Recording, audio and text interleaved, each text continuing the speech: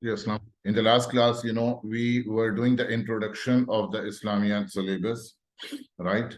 And that was not completed. In the last class, I just told you about the content of paper 1 and paper 2 content हमने discuss किया था.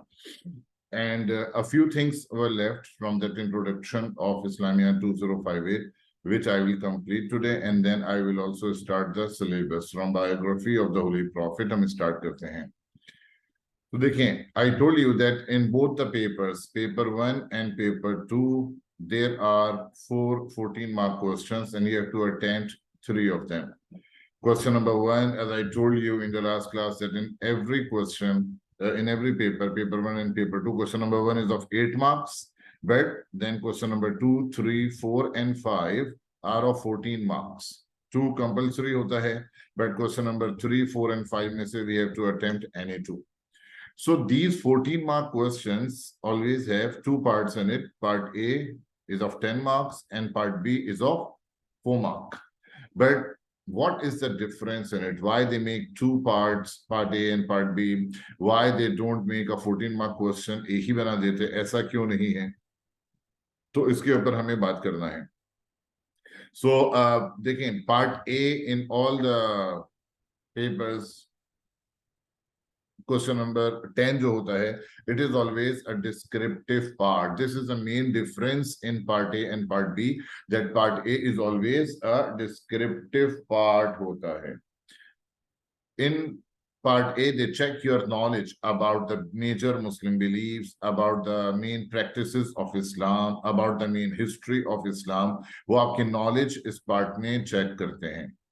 There are 2 aims and objectives of teaching this syllabus. Number 1, to give you the knowledge of Islam. So they check your knowledge in this part.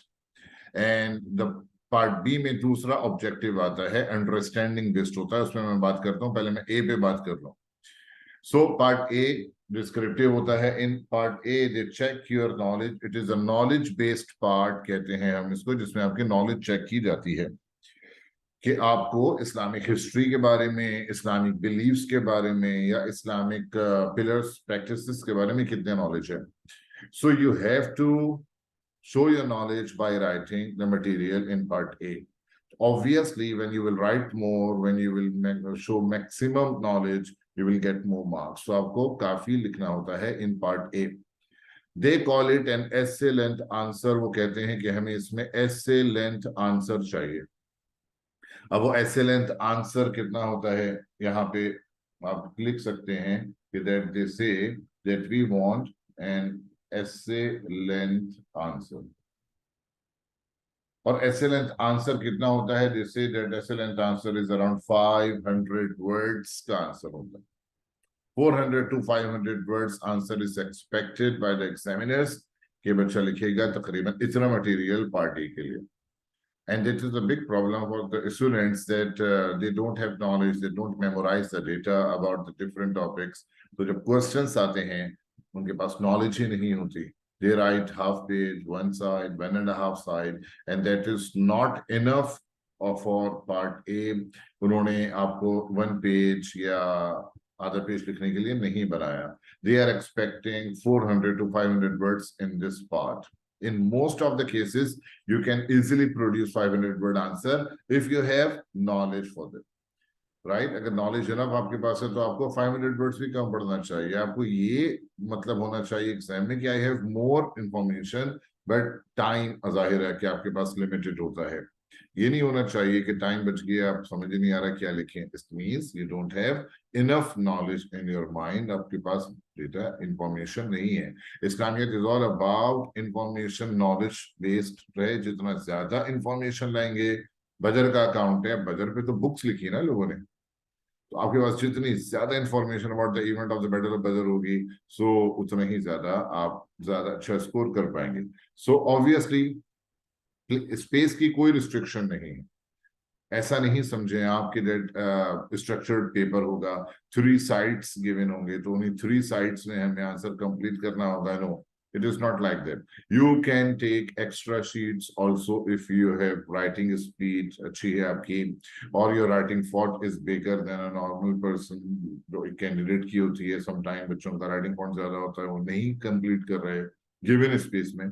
So yes, they can ask for the extra sheets. ये myths हैं बच्चों में, पता नहीं कहाँ से आती हैं कि वो extra sheet लेंगे तो गलत impression होगा, एक्स्ट्रा शीट लेंगे तो वो काउंट नहीं होगी, वो मिसप्लेस हो जाएगी. ऐसा कुछ भी नहीं है.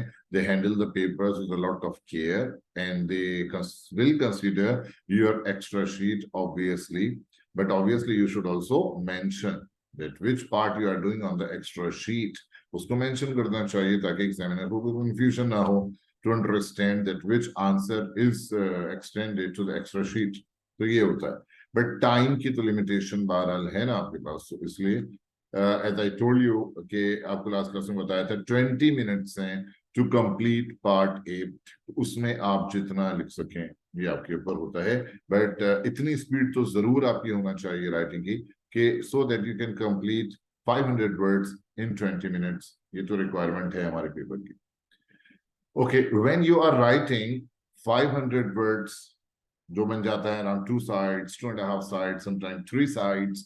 So obviously you should not write continuously. बीच में हम ब्रेक्स देंगे, रीडर को थोड़ा सा ब्रेक मिलना चाहिए. पैराग्राफिंग का मकसद यही होता है, you give breaks to the reader. And how many paragraphs should be there? बच्चों से मैं पूछता हूँ कि how many paragraphs should be there? So they say 2 or 3 or 4 or 5. ऐसा नहीं है. There is no hard and fast rule for the number of paragraphing. बल्कि आप क्या कहेंगे? It depends on the question. Question पढ़ें, then plan how many paragraphs should be there. For example, कभी हो सकता है कि एक ही पैराग्राफ कंटिन्यूसली चले. For example, if they are asking you about the prophet's experience in the cave of Hira, it's one continuous event story है. Someone can continue writing 2 pages on cave Hira, तो ठीक है, वो the continuation. But for example, if the question is asking you that give an account of the prophet's experiences in caves, तो कितने paragraph होने चाहिए? आप मुझे अपनी चैट में भी बता सकते हैं, क्योंकि मैंने आपको म्यूट भी नहीं किया है. वह आप अपना स्पीकर पे भी बता सकते हैं या आप चैट बॉक्स में डाल सकते हैं. मैं चैट भी ओपन कर लेता हूं, लेकिन थोड़ा सा इंटरैक्टिव सेशन हो तो अच्छा होगा कि मुझे आपको भी पता चले.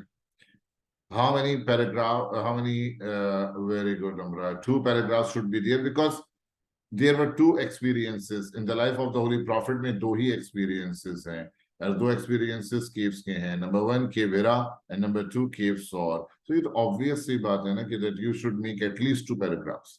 When you will complete the details of cave of Hira की detail आप पूरी कर लें, तो आपको क्या चाहिए कि then leave a line and start with the new paragraph about cave of Sor.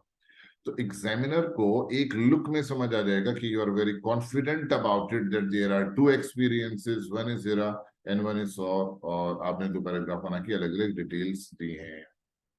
अगर सवाल आ जाए कि that give an account of the conversion of the 4 rightly guided caliphs to Islam, then कितने पैराग्राफ्स होने चाहिए? अम्मार, कितने पैराग्राफ्स होने चाहिए?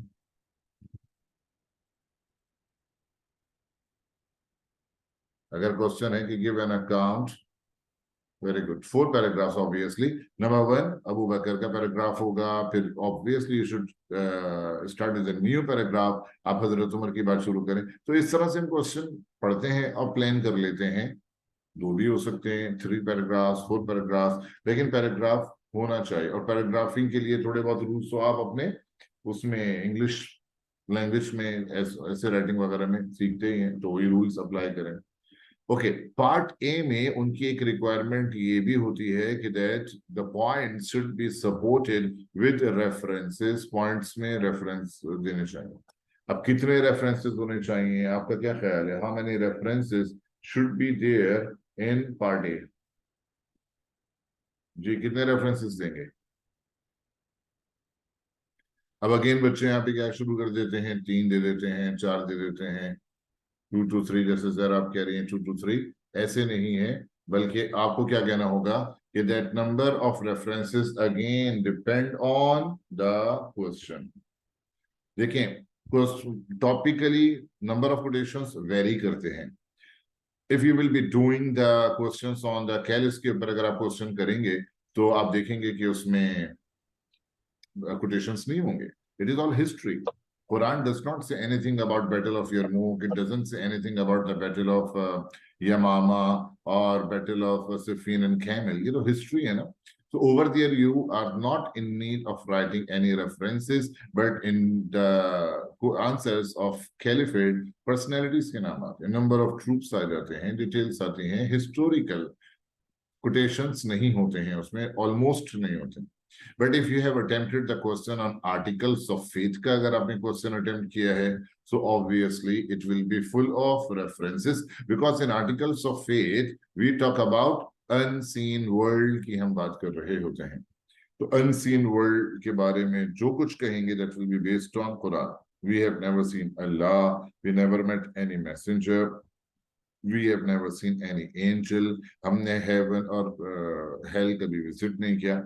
But हम बहुत कुछ कहते हैं इन चीजों के बारे में. So how do we know all that? Because it is mentioned in the Quran. If you are saying that angels are given wings and the number of wings depend on their ranks, so आपने कभी देखे क्या angels के wings? नहीं ना? So you will give the reference of Surah Fatir, verse number 1. جعل الملائكة رسلا أولي أجنحة مثنى وثلاث ورباع. Allah is a maker of angels with wings. 2 or 3 or 4. तो जो बात भी हम करेंगे वहां पे वो किसी न किसी रेफरेंस से बेस्ड होती है. तो आर्टिकल्स ऑफ फेथ के आंसर्स में 5-6 रेफरेंसेस भी कम लग रहे होते हैं, 8-10 रेफरेंसेस आ जाते हैं. तो नंबर ऑफ रेफरेंसेस भी वेरी करता है, but wherever the references are available you should support your points with references, तो ही आपका पार्ट ए अच्छा होता है. So these are the things we need to keep in mind when we are doing part A, that it should be very good in length, around 500 words. Paragraphing should be there. You will plan it according to the question. You will try to support your points with references wherever available. Okay. Now, what is there in part B में क्या है? So part B जो होते हैं हमेशा 4 mark के होते हैं. Part B is of 4 mark. And how is it different from part A? Part A was descriptive. Part A was checking your knowledge. But part B is always evaluative, or you can say it is always analytical hota hai. So over here, we have to analyze things. इसमें आपकी thinking skills बहुत ज़्यादा required है. Critical thinking होती है. It is, that's why this is called understanding based question कहते हैं. Part A ने आपकी नॉलेज चेक की और पार्ट बी आपकी अंडरस्टैंडिंग चेक करता है. These are 2 different skills. Knowledge को मेमोराइज करना, डेटा जहन में रखना एक अलग स्किल है, वो भी चाहिए पार्टी के लिए. और चीजों को इवेल्युएट करना, समझना, अपना ओपिनियन उसमें डालना, अपना इनपुट डालना, राइट, अग्री और डिसएग्री करके अपने पॉइंट ऑफ व्यू को सपोर्ट करना, that is another skill which is required in part B. जो बच्चे रट्टा मारते, ऐसा होता है कि बहुत से बच्चे रट्टे में बहुत अच्छे होते हैं and they score very good in part ए. रट लिया, बिलीफ इन प्रॉफिट्स छाप दिए, बहुत अच्छे मार्क्स आ गए, but they don't have good thinking skills, so वो पार्ट बी में अच्छा स्कोर नहीं कर पा रहे होते हैं. और बाद बच्चे बिल्कुल उसके ऑपोजिट होते हैं, रट्टे नहीं लगते उनसे, ज्यादा डेटा बेटा उनसे मेमोराइज नहीं किया जाता, but they are good in evaluation, they have good thinking skills, वो पार्ट बी में अच्छा स्कोर करते. समटाइम ऐसा लगता है किसी बच्चे के बारे में, यार ये बच्चा तो पढ़ता ही नहीं था, ये तो टाइम ही नहीं देता था, इसके इतने अच्छे मार्क्स ऐसे है, उसने पार्ट बी में अच्छे स्कोर किए होते हैं. तो आपको दोनों चीजें चाहिए, मेमोराइजेशन भी चाहिए इस्लामियात में, क्योंकि बहुत सारा डेटा आपने पढ़ना है. You have to keep that data in your mind to produce in your answer. Besides that, you also need to develop the critical thinking skills भी जरूरी है. चले मैं आपसे कुछ क्वेश्चंस शेयर कर लेता हूँ यहाँ पे, जिससे आपको अंदाजा हो जाएगा कि ये क्या है. और and part bees are always new. पता नहीं कहाँ कहाँ से सोच के वो पार्ट बी बनाते हैं, because they want to check the students own thinking skills, so they are always new. Part B के लिए आपको एग्जाम में डेटा मेमोराइज करके नहीं जाना है। पार्ट बी के लिए आपको थिंकिंग स्किल्स डेवलप करके जाना है कि आपसे कुछ पूछे तो आप थोड़ा सोच के पॉइंट्स निकाल सकें। आपको कोई स्टेटमेंट दे रहे हैं and they are asking you whether you agree with this or you disagree, so whatever you are doing, agree or disagree, you should be able to support your opinion strongly, उसमें marks मिलेंगे। For example इन्होंने पूछा कि Quran is present in every house, all the Muslims have multiple copies of the Quran in their houses and they have the Quran in their mobile phone, so there is no need to memorize the Holy Quran. Agree or disagree? तो आप क्या कहते हैं, agree करेंगे या disagree करेंगे इस बात से कि आज मेमोराइजेशन की जरूरत नहीं है बिकॉज कुरान तो सबके पास मौजूद है, सब घरों में मौजूद है? जी, do you agree with that or you disagree?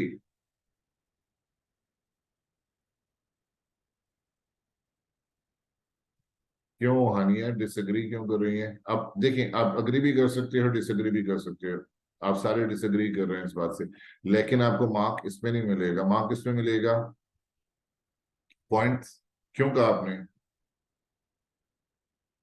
आप बोल टाइप ना करें ना, वैसे ही अनम्यूट करके बात कर सकते हैं उससे। क्यों डिसएग्री कर रही हैं हमरा? Why people should memorize the Holy Quran?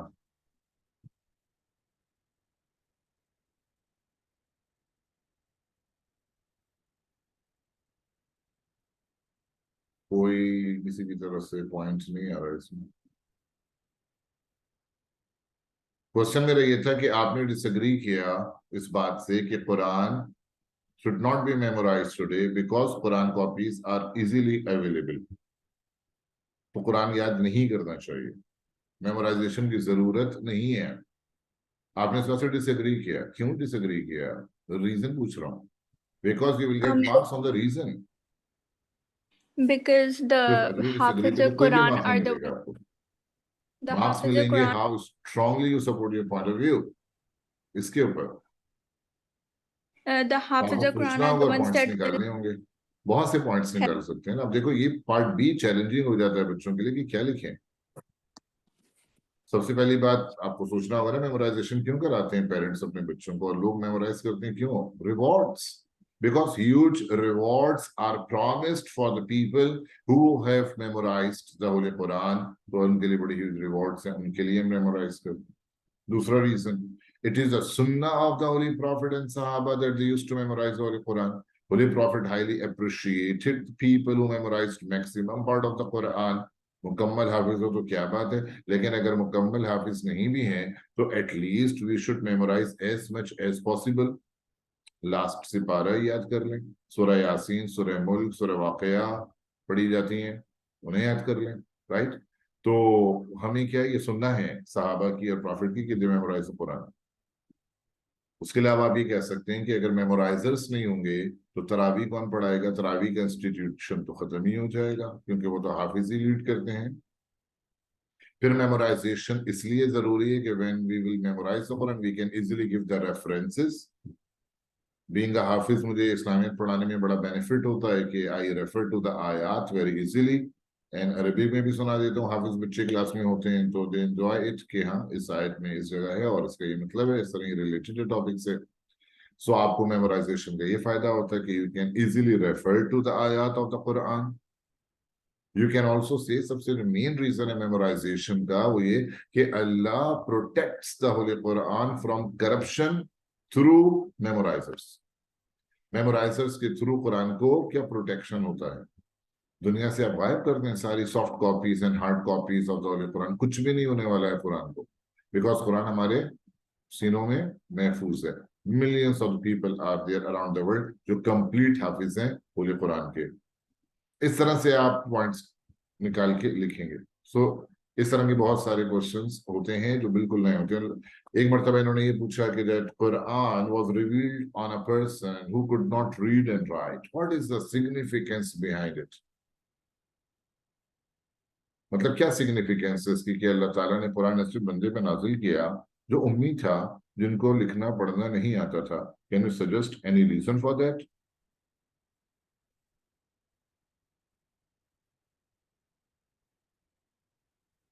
Ji guys, any point इसके पीछे आपको लिख रहा है, लग रहा है कि what is the significance of revealing the Quran on a person who could not read and right?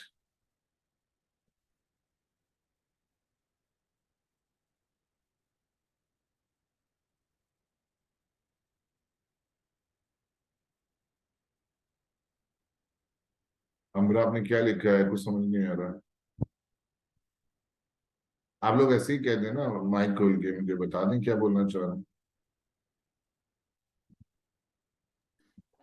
That's because if Prophet sallallahu alaihi wasallam would know how to read and write, they would say that he wrote it by himself. चलें खैर, मैं ही बता देता हूँ आपको। देखिए इसकी जो सिग्निफिकेंस है वो, उसकी सिग्निफिकेंस के अंदर ये अब ये बात आ जाती है कि जो कुरान ने खुद रीजन दिया है इसका कि that Muhammad you are not a reader, you are not a writer, otherwise Meccans could be in doubt about the holy Quran.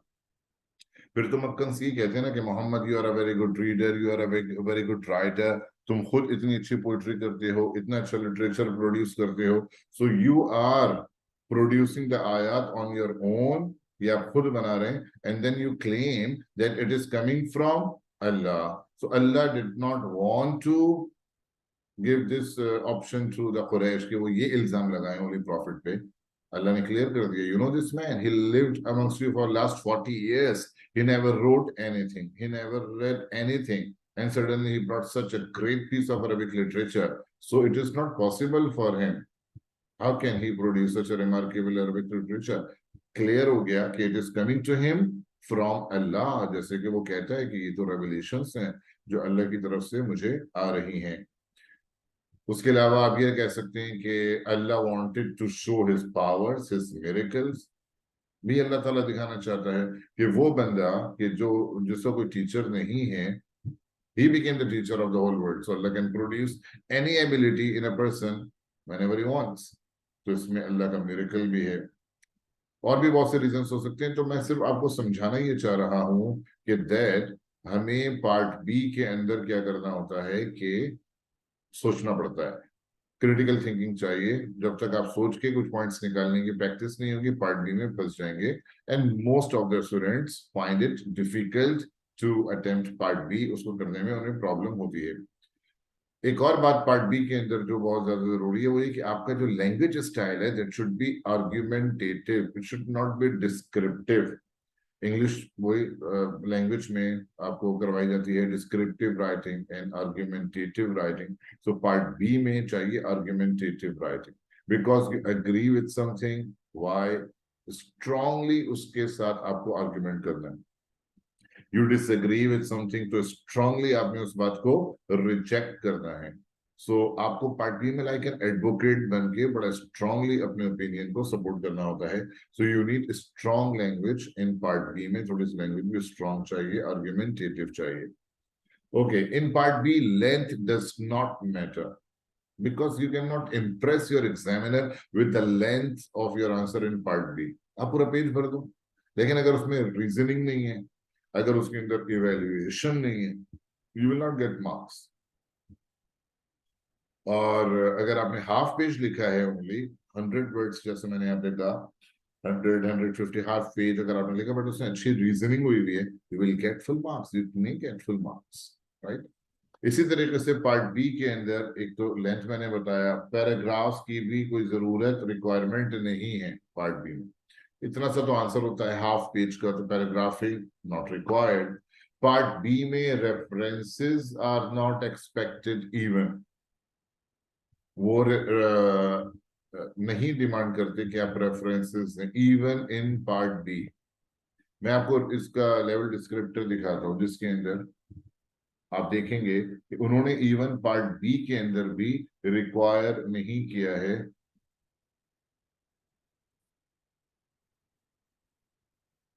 ये आप देखें, लेवल 2 मतलब जिसमें आपको मार्क्स मिल रहे हैं, पार्ट बी 4 मार्क का होता है, जिसमें आपको 4 on 4 मार्क्स मिल रहे हैं। क्या कह रहे हैं, responses demonstrate a clear understanding of the question, understanding based question, आपकी अंडरस्टैंडिंग चेक कर रहे हैं। Able to use own opinions, अपने ओपिनियन देना है, एग्री डिसएग्री, अपने ओपिनियन बेस्ड है।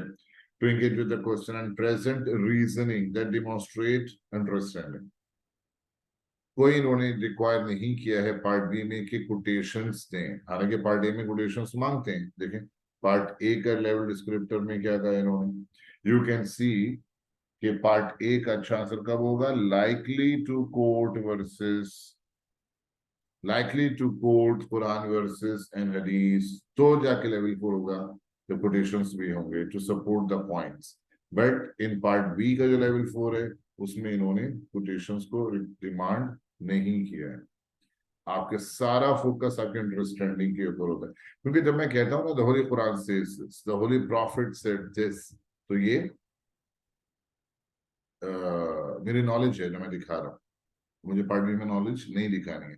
पार्ट बी में I have to show my understanding को मुझे शो करना है, तो दैट इज द डिफरेंस। तो पार्ट बी के अंदर हमें इस चीज की भी जरूरत नहीं होती कि हम रेफरेंसेस दें। चले आगे बढ़ते हैं। उसके बाद ये तो बात हो गई part A and part B, आपको समझ आया। वन मोर थिंग, देखिए इस्लामियात में पॉइंट बेस्ड चेकिंग नहीं है। एग्जामिनर ये नहीं करेगा कि नंबर ऑफ पॉइंट्स को काउंट कर लिया, 10 पॉइंट हो गए, 10 मार्क्स दे दो, 5 पॉइंट्स हैं 5 मार्क्स दे दो। इस्लामियात में आई थिंक ज्योग्राफी वगैरह में होता होगा। तो इस्लामियात में लेवल बेस्ड चेकिंग है। इस्लामियात में होता क्या है कि वो आपका 2, 2.5, 3 पेज जो आपने लिखा वो पढ़ेगा, and then he will decide कि किस लेवल में आपका आंसर फॉल करता है, and he will mark the answer accordingly. The examiner will mark. They have divided the answers into 4 different levels, जो मैं आपको भी लेवल डिस्क्रिप्टर में भी दिखा रहा था। 4 लेवल्स हैं, उसकी समरी मैंने यहाँ पे करके दी हुई है। ये जो होता है एक्सीलेंट, इसको ही कहते हैं लेवल 4। इन लेवल 4 क्या होता है, they call it excellent response, very good response, and in level 4 answer you will get 8 on 10, 9 on 10 or 10 on 10 आपको मिल सकते हैं। और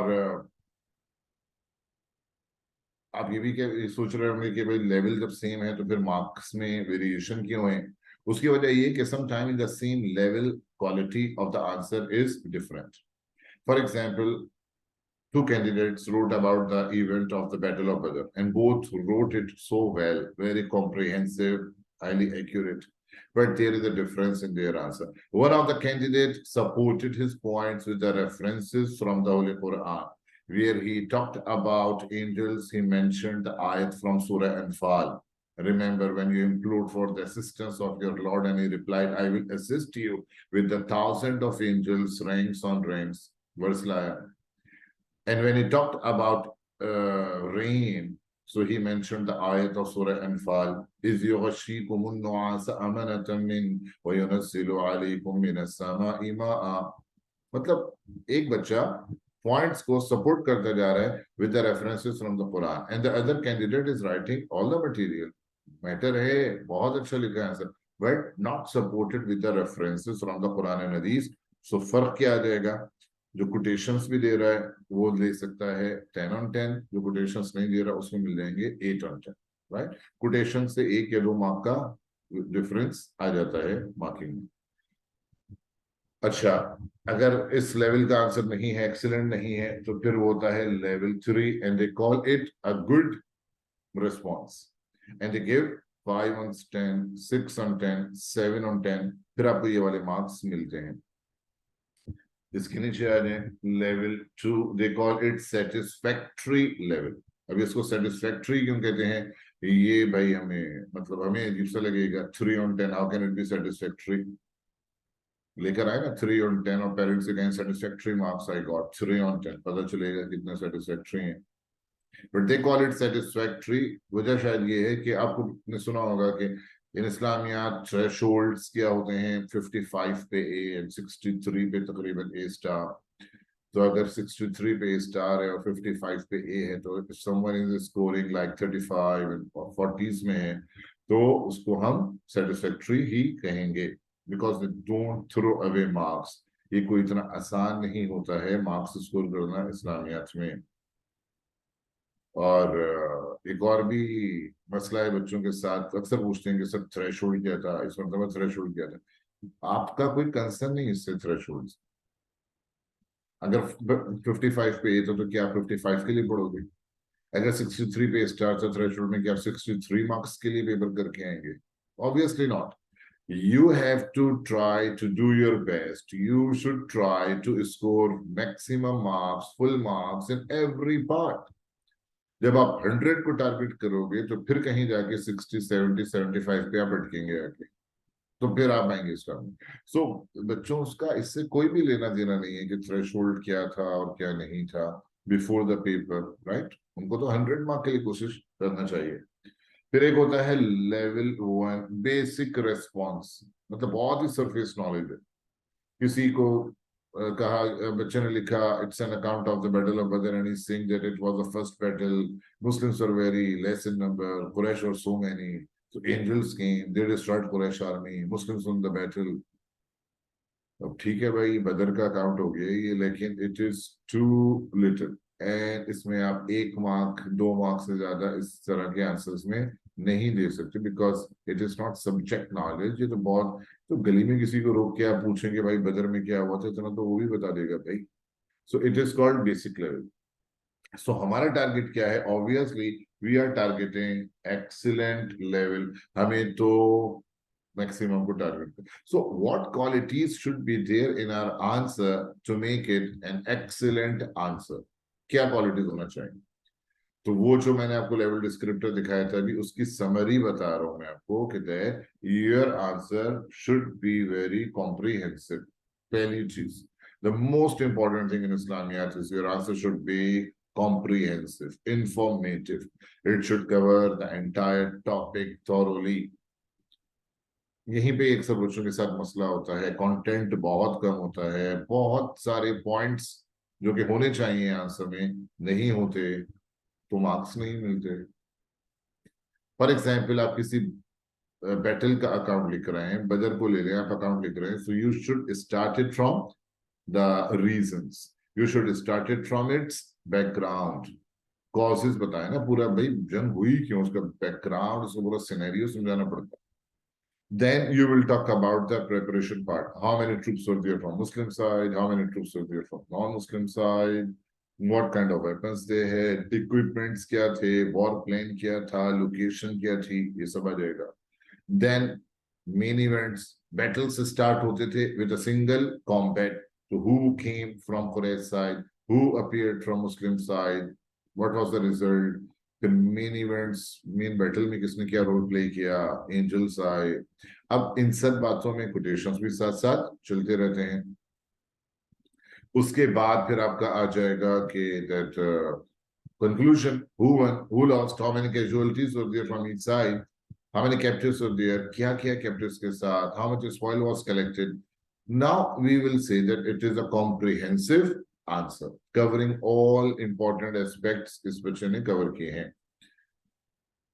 एंड समटाइम्स क्या होता है, एक और एग्जांपल से मैं आपको समझाऊं कॉम्प्रिहेंसिवनेस क्या है, कि if the question is about Hazrat Abu Bakr services during the life time of the holy prophet सल्लल्लाहु अलैहि वसल्लम, so you don't have to argue with your teacher that the question was of 10 marks and I have written 10 points, so I should get full in it.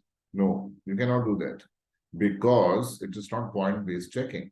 Number of points are not counted.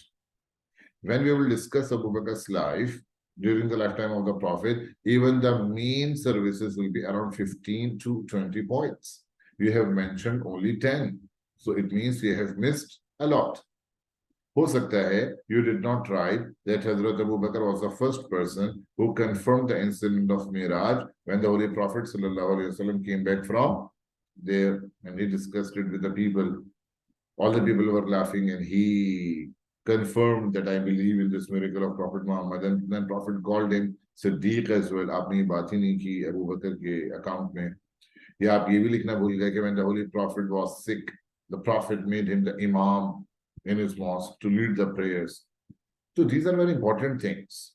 So जब आप points miss करते जाते हैं, your comprehensiveness is damaged. और आपका level नीचे आता जाएगा। मैं ये नहीं कह रहा हूँ कि you have to write down everything about Abu Bakr slide, no one knows, no one can write obviously. We are talking about the very important points जिनको हम इग्नोर नहीं कर सकते, वो एटलीस्ट आपको मिस नहीं करने हैं। और जो कैंडिडेट जितना डेप्थ में जाएगा, जितना ज्यादा चीजों को कवर करेगा, उसका लेवल उतना ही हाई होता जाता है। Secondly, your answer should B relevant.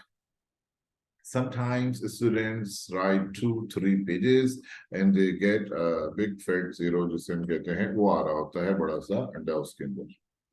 वजह क्या है, पूछा क्या था, लिखा क्या है।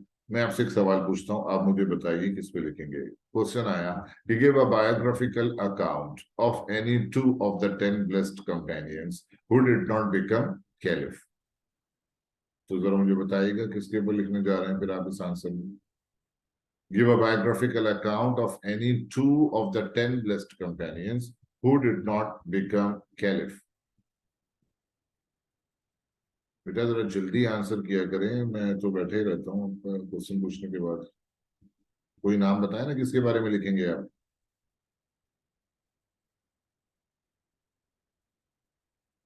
ना आप वैसे बोल रहे हो स्पीकर पे।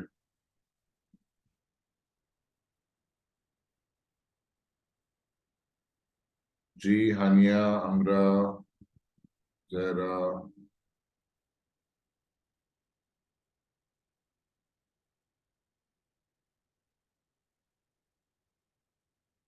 कोई रिस्पॉन्स नहीं।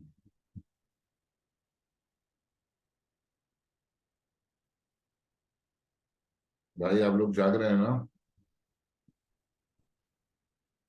या कैमरे भी खुलवा के शुरू करूं क्लास में?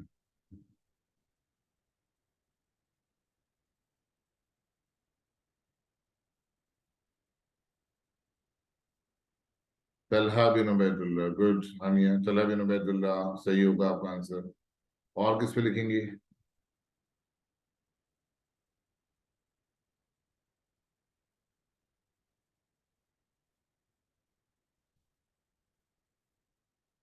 अब इसमें बच्चे क्या कर रहे होते हैं, इसके अंदर बच्चे लिख रहे होते हैं बिलाल पे, जैद बिन साबित पे, हमजा पे। अब्दुर्रहमान बिन औफ पे लिखेंगे, बिल्कुल ठीक, अब्दुर्रहमान बिन औफ भी सही है। हाँ, तो ये तो आपने तो सही आंसर किया है हानिया, बिल्कुल वेरी गुड। लेकिन काफी बच्चे ऐसे होते हैं, अभी मैं क्लास लेकर आ रहा हूँ, अभी मैंने यही चल रहा था, तो वहां मैंने पूछा तो बच्चे कह रहे हैं बिल्कुल जुबैर बिन अल-अव्वाम, ज़हरा बिल्कुल सही है। लेकिन many of the students Bilal और हमजा और जनाब इस तरह की पर्सनैलिटीज लिखते हैं who were not there in 10 best companions। तो आप 2-3 पेज भर दो लेकिन जीरो ही मिलेगा, because they are not from the 10 best companions। and some of the candidates write about Abu Bakr Umar in it। भाई लिखा है सवाल में who did not become caliph। so आप उसमें वो नहीं कर सकते, कैलिफ पे भी नहीं लिख सकते। तो आप लिख सकते हैं 6 पर्सनैलिटीज पे। 4 के नाम तो मुझे छठ पे नजर आ गए हैं, तलहा, जुबैर, अब्दुर्रहमान इबिन औफ, सईद बिन जैद भी सही है। 2 अभी भी रह गए, अबू उबैदा बिन जर्राह पे भी लिख सकते हैं, और अब्दुर्रहमान ने, सॉरी आपने कौन सा नहीं लिखा, आपने साद किसी ने नहीं लिखा, और साद बिन अबी वक्कास पे लिख सकते हैं। मतलब last 6 of the 10 best companions में से चूज करें, तो ये होता है रेलेवेंट इररेलेवेंट का। एक बार क्वेश्चन आया कि give an account of the events relating to migration to Abyssinia. Give an account of the events relating to migration to Abyssinia. आप बताएं किस पे क्या लिखेंगे आप। Events relating to migration to Abyssinia. अब बहुत सारे बच्चों ने उसमें क्या लिखा, परसिक्यूशंस, डिफिकल्टीज।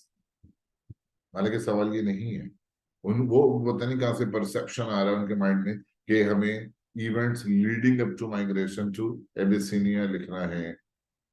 नहीं, give an account of the events relating to migration to Abyssinia, you have to write down the events related to migration to Abyssinia. Migration लिखना है, ना कि उसका बैकग्राउंड इसमें लिखना है, परसिक्यूशंस को डिटेल में लिखना है, राइट। तो ये हो जाता है। बाद बच्चे तो माशाल्लाह से दिया हुआ होता है माइग्रेशन टू अबिसिनिया और इस आंसर में लिखा होता है पूरा माइग्रेशन टू मदीना, जीरो ही मिलेगा। पूछ क्या रहे हैं आप, लिख क्या रहे हो। तो ये चीज होती है relevant. Be careful when you are going to attempt that question, read it carefully, underline the keywords और circle them, plan what is relevant, what is relevant, what is the range.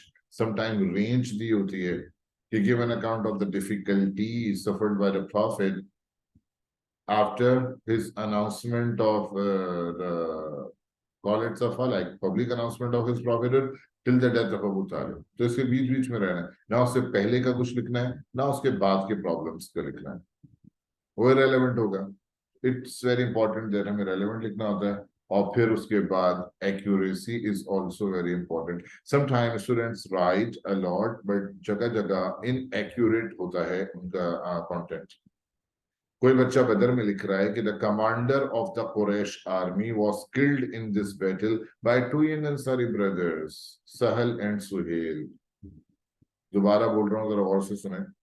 बदर का अकाउंट है and someone wrote that the commander of the Quraysh army, Abu Lahab, was killed in this battle by two young Ansari brothers, Sahal and Suhail. So what do you think? क्या ये accurate है जुमला बदर के अंदर? या इसमें कोई error आपको दिखा? If it is inaccurate, so why do you say that it is inaccurate?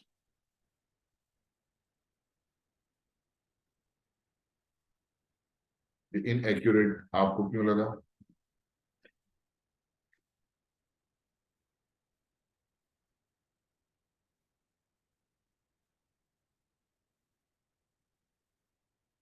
यार आप रिस्पॉन्स बहुत ही कम दे रहे हो भाई.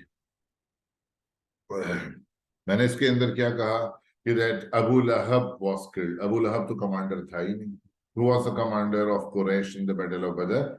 अबू जहल. अब बच्चे बहुत कंफ्यूज रहते हैं इसके अंदर. अबू जहल अबू लहब एक दूसरे के नाम इधर उधर करते रहते हैं. प्रॉफिट का वो अंकल है नहीं अबू जहल. बच्चे लगे रहते हैं प्रॉफिट अंकल अबू जहल. भाई नहीं है प्रॉफिट का uncle. Abu Jahl was from Banu Makhzum tribe. Abu Lahab was the uncle of the prophet. He was from Banu Hashim tribe. Right. Story लिख रहे हैं बिलाल की और नाम लिख रहे हैं खब्बाब इब्न अरद का. स्टोरी दे रहे हैं लुबैना की, नाम लिख रहे हैं सुनैरा का. और बात बड़े ही मतलब क्लेवर होते हैं. वो कहते हैं one of the companion suffered like that, one of the companion was tortured like that. तो वो वहां पर क्या कर रहे होते हैं, नाम ही नहीं बताते. तो ये सब चीजें क्या होती हैं, ये आपका जो इनएक्यूरेसी है नामों में आती है. नंबर्स ऑफ ट्रूप्स वगैरह जब बताते हैं उसमें इनएक्यूरेट होते हैं. रेफरेंसेस जब बच्चे देते हैं तो वो पैराफ्रेजिंग करते हैं, वो एक्यूरेट नहीं होते. बट अगर आपके आंसर में ये तीन क्वालिटीज बहुत अच्छे से हैं, ये कॉम्प्रिहेंसिव है, टू द पॉइंट आपने बात की है और काफी हद तक आपका आंसर एक्यूरेट है, तो नो डाउट अबाउट इट कि आपको 10 on 10 भी मिल सकते हैं अगर ये क्वालिटीज बहुत अच्छे से आपके आंसर में मौजूद है. So these are the very important things जो हमें पता ही होना चाहिए इस्लामियात के पेपर के बारे में. इंट्रोडक्शन वाली जो बात मैं करता हूँ वो यहाँ पे खत्म होती है. Now we are going to start the syllabus of paper 1 and we are going to start it from the biography of the Holy Prophet sallallahu alaihi wasallam. It is the longest section of the syllabus. तो मैं इसी से start करता हूँ अपने groups को. तो life of the holy prophet सल्लल्लाहु अलैहि वसल्लम से. तो life of the holy prophet सल्लल्लाहु अलैहि वसल्लम को हमें पढ़ना है from birth till death of the holy prophet सल्लल्लाहु अलैहि वसल्लम. सो ये काफी ज्यादा डिटेल और काफी ज्यादा लंबा एक सेक्शन है. And obviously we started from the early life of the Holy Prophet sallallahu alaihi wasallam से हम इसको start करेंगे. And कई बार आ चुका है about the early life of the Holy Prophet 10-mark question. And they say that give an account of the main events of the life of the Holy Prophet sallallahu alaihi wasallam up until the first revelation. First revelation तक, birth से लेके first revelation तक all main events आप बताएं. So this answer becomes exceptionally long, obviously because there are so many events. थोड़ा थोड़ा भी touch करते हैं तो भी बहुत सारा हो जाता है. So हम डिस्कस करेंगे, but when you will produce the answer next week we will complete this topic. फिर मैं आपको home assignments दूंगा. तो जब आप इसका आंसर प्रोड्यूस करेंगे, so you will try your best to produce such an answer which you can also reproduce in the examination as well. ये नहीं है कि 7 पेज का आप आंसर लिख के मुझे भेज रहे हैं. भाई एग्जाम में 7 पेज का तो नहीं लिखेंगे ना. तो जैसा एग्जाम में लिख सकें एक मॉडल आंसर आप घर पे प्रैक्टिस करेंगे. स्टार्ट करते हैं life of the holy prophet सल्लल्लाहु अलैहि वसल्लम की बर्थ से।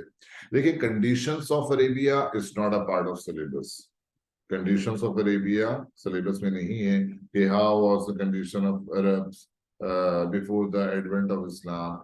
इनडायरेक्टली हम बातें करते हैं लेक्चर्स में, बट कोई क्वेश्चन नहीं आ सकता। It is not the content of our syllabus. Similarly, the lineage of the Prophet and sisters of the Holy Prophet sallallahu alaihi wasallam is not a part of syllabus. हमें अब्दुल मुत्तलिब और हाशिम और अब्द मुनाफ के बारे में पढ़ने की जरूरत नहीं है, वो हमारे सिलेबस का कंटेंट नहीं है। The syllabus starts from the birth. और एग्जामिनर इस्लामियात में ऐसा भी कुछ नहीं होता कि दैट इन द आंसर्स आपको कोई इंट्रोडक्टरी पैराग्राफ बनाना है और फिर आपको कोई कंक्लूसिव पैराग्राफ बनाना है। No, they want direct answer. जो पूछा है उसके ऊपर आप बात करें, इंफॉर्मेशन दें। Because if you have knowledge, आपको टू द पॉइंट बात करने के लिए भी टाइम शॉर्ट पड़ रहा होगा, तो फिर उसमें इधर उधर की तमहीद बांधना और इंट्रोडक्शन करना, इसका तो टाइम वैसे ही नहीं है। So you will say that Holy Prophet sallallahu alaihi wasallam was born in Banu Hashim family. ये तो मशहूर ही है कि Holy Prophet Banu Hashim को बिलोंग करते हैं, और Banu Hashim कुरैश की ही एक ब्रांच है। जितने भी नाम आप सुनेंगे, Banu Hashim, Banu Umayya, Banu Adi, Banu Taym, Banu Tamim, they were all the branches of Quraysh. And after that, you will say Holy Prophet sallallahu alaihi wasallam was born on Monday, and it was a time of dawn. जो Islamic calendar की date है, that is very famous, 12th Rabiul अव्वल profit was born. दो इसके अंदर different opinions है, but majority से it's 12th of Rabiul अव्वल ही आप लिखते हैं। और जो सोलर डेट है इसकी वो है 22 अप्रैल 571 AD। मैंने आपको पहले भी पूछा था, आई थिंक ये AD किसको रेफर करता है। AD अक्सर बच्चे आफ्टर डेथ बोल रहे होते हैं इसको। AD refers to anno domini. Anno domini means the year of lord. Hazrat Isa अलैहिस्सलाम वाला साल। क्रिश्चियंस इसको कहते हैं anno domini, year of lord, but we don't believe in Jesus as lord or a part of Lord. वो खुदा नहीं है। सो मुस्लिम स्कॉलर्स अवॉइड करते हैं AD को, और वो उसकी जगह यूज करना चाहते हैं या लाइक करते हैं CE। एंड CE का मतलब होता है Christian era. It is the same thing, but just to avoid anno domini वो ये CE लिखते हैं। Some of the miracles are related with the birth of the Holy Prophet sallallahu alaihi wasallam. Though these riwayat are not very authentic, but they are present in many of the biographical account of the Prophet. So कुछ मैं आपसे share कर रहा हूँ। Like एक तो आपको slide पे दिख रहा है कि when Holy Prophet sallallahu alaihi wasallam was born, so 14 galleries of Kisra's palace broke down. Who was Kisra? Kisra किसको कहते हैं? Persian emperor. Whoever was the emperor of Persia, he was known as Kisra. ये नाम नहीं है, ये title है। जो भी बनेगा, अरेबियन पेनिनसुला दो great powers empires के बीच में था। In the east of the peninsula of Arabia, there was Persian Empire, and Persian Empire का जो हेड है उसे किसरा कहा जाता था, and Byzantine Empire का जो हेड है, he was known as Caesar. कैसर कहते हैं उर्दू और अरबिक में, उसे सीजर कहा जाता है, ये टाइटल। सिमिलरली आपको मालूम है the king of Egypt was known as pharaoh, the king of Abyssinia was known as negus Najashi, right. तो ये टाइटल्स होते हैं, ना कि नाम होते हैं। तो किसरा के पैलेस की 14 गैलरीज गिर गई, ये रिवायत है। They were fire worshippers, so their sacred fire, which was there since a long time, it got extinguished on the same day the Prophet was born. This report has been reported, and यूं भी रिवायत मौजूद है कि when the Holy Prophet sallallahu alaihi wasallam was born, the women who were there with Hazrat Amina, they noticed that the celestial bodies, the stars and the moon, came very close to the planet, and after a while they went back. तो हो सकता है, Holi prophet सल्लल्लाहु अलैहि वसल्लम's life was full of miracles, और हम जानते हैं कि each and everything in this world, even वो non living beings ही क्यों ना हो और even animals हो, they believed in his prophethood. से बहुत सारे एविडेंसेस मौजूद हैं। होली प्रॉफिट की हदीस ऑथेंटिक मौजूद है कि मैं तुम्हें वो पत्थर आज भी दिखा सकता हूँ इन द वैली ऑफ मक्का जो मुझे सलाम करता था जब भी मैं उस वैली से गुजरता था, नबूवत से पहले वो मुझे सलाम करता था। तो हो सकता है to welcome the holy prophet, all these objects came very close to the planet and after greeting him, welcoming him in this world, went back. अच्छा, मैंने यहाँ लिखा नहीं है, but you will add one more thing कि holy prophet सल्लल्लाहु अलैहि वसल्लम का नाम क्या था? What was Holy Prophet's name in the previous scriptures? सारे previous prophets आपको क्या कहते थे? बताएंगे कि आप होली प्रॉफिट सल्लल्लाहु अलैहि वसल्लम का नाम प्रीवियस बुक्स में क्या मेंशन था? यार आप कुछ बोलेंगे ना तो मुझे अंदाजा रहेगा कि आप लोग जाग रहे हैं और मुझे सुन रहे हैं। जी,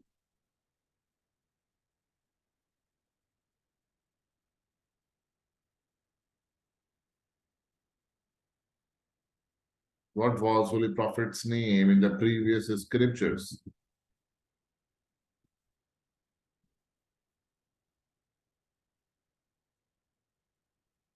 Hmm.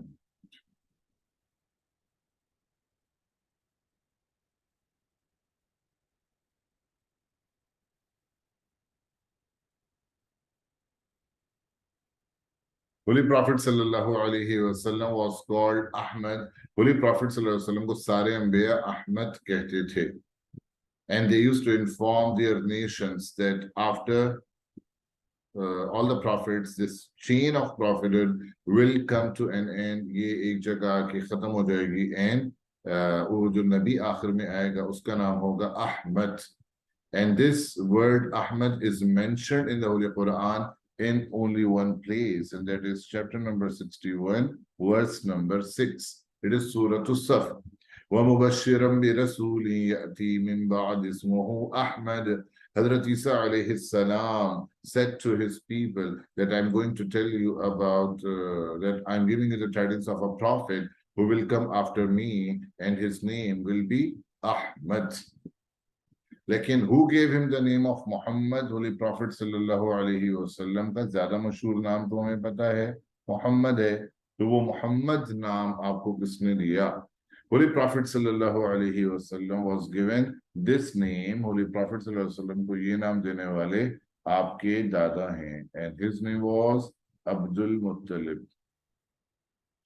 देखिए, Abdul मुत्तलिब had a dream before the birth of the Holy Prophet. Abdul मुत्तलिब ने ख्वाब देखा था, और ख्वाब आपने ये देखा कि a tree came out from his back and it spread so much that it shadowed the entire world. तो आप समझ गए कि someone is going to come in my progeny who is going to be a great person who will benefit the whole mankind. And then he was informed about the birth of the Holy Prophet sallallahu alaihi wasallam. So Holy Prophet sallallahu alaihi wasallam को उन्होंने नाम दिया मोहम्मद. लोगों ने कहा जो बड़ा unique नाम है, आपने ये नाम क्यों दिया? So he said that I hope that he will be praised a lot. That's why I'm calling him Muhammad. तो ये दो नाम है. तो यहाँ तक मैं रखता हूँ आज की क्लास को, क्योंकि I have the other class और नवंबर के बच्चों के लिए जो ग्रुप है वो 9 to 10 होता है. So आज की क्लास हम यहाँ तक रखते हैं. इंशाल्लाह in the next class which will be on Monday we will continue from here, right? So any question? आप लोगों को कोई सवाल हो तो आप पूछ सकते हैं. अगर कोई और इश्यूज हो तो आप मुझे व्हाट्सएप पे मैसेज छोड़ सकते हैं, विच आप क्लास के बाद मैं आप लोगों के मैसेजेस देखता हूँ रात को. तो फिर इंशाल्लाह, right? So I am ending your meeting here. या फिर ये कि दैट जो लोग हैं हमारे जून वाले, they can leave the class, ताकि मुझे मीटिंग को दोबारा स्टार्ट ना करना पड़े, राइट? चलें, एंड ही कर दो.